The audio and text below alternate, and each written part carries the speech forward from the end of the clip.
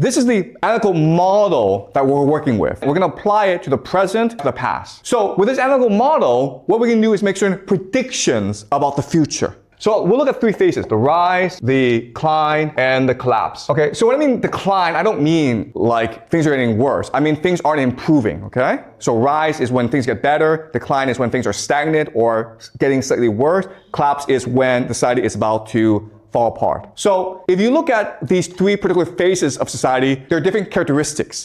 When society rises, it is first and foremost open. Open just means that you have opportunities for social mobility in the society. If you're a poor person, you can make money. You can become wealthy. Your talent is appreciated. It's a meritocracy. It's innovative. If you criticize society, people are like, thank you for criticizing us, because criticism makes us better people. Okay, there's open debate. Now, what's really interesting is most young societies are open societies. Okay, so for example, in 1950s, America was a democracy, right? China was communist. But this is really interesting. In 1950s, they were both open societies. You could criticize leaders. In fact, you were encouraged to criticize leaders. China was as democratic back then as the United States. So it's not about political systems. It's just about the what stage you are in social development. So if you're young, you're going to be open. You're going to be democratic. You're going to be meritocratic. You want to learn, so you will listen to criticism, okay? That's the first great characteristic of a society on the rise. It's openness. But when you reach a decline phase, guess what? Society becomes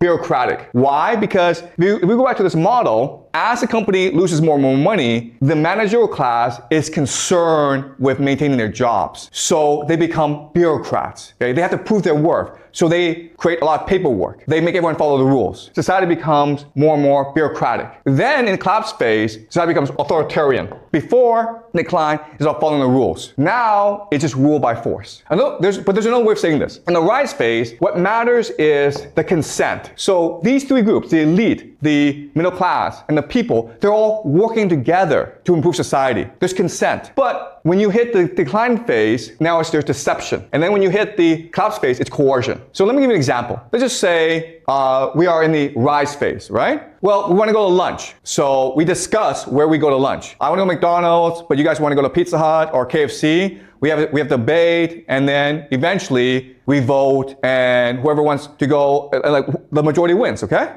That's the consent phase. When we hit the decline phase, deception, I'm the teacher, so I say to you, hey guys, let's go to McDonald's because Wang Fei will be there. It's free hamburgers today, okay? I'm lying to you to get what I want. And then in the collapse phase is, I say to you, I'm the teacher and I will beat you up if you don't listen to me. So in the rise phase, what matters first and foremost is unity of the people. We're all working together. There's empathy. There's concern for other people. I want to be your friend. We need to work together to make society better, okay?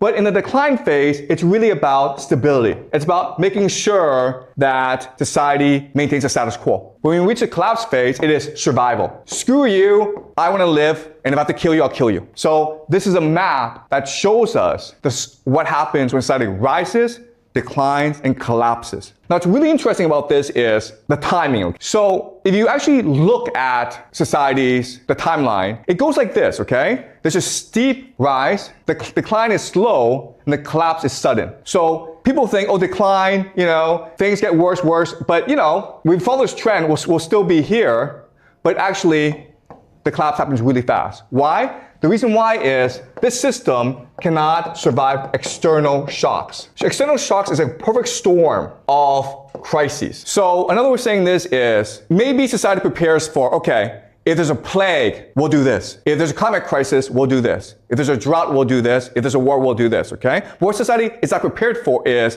these things happening all at once. The plague, the drought, war, revolution, they all happen at once. It's a perfect storm. And that's what leads to the collapse, because society is not prepared for this, okay? And why is society not prepared for this? Because when you hit the authoritarian phase, you're not allowed to criticize the system anymore. The problem are those who speak out. The problem is those who point out the problems of society. In the rise phase, those who criticize society are the heroes. They are appreciated. They are rewarded. In the collapse phase, those who speak out are the enemies of society. And therefore, society cannot be prepared for any external threats, which leads to its collapse. Again, I keep on saying this. I don't know if I'm right. But what I'm doing is I'm presenting a theory, a model that we can use to make predictions. And if these predictions work out, if it actually happens, then our model, there's some accuracy to our model, okay? We'll have to refine our model, but there's some accuracy to it. But hey, if tomorrow Trump, Putin, Xi all get together and says, let's be best friends, then I'm wrong, right? So that's what we're trying to do in this class.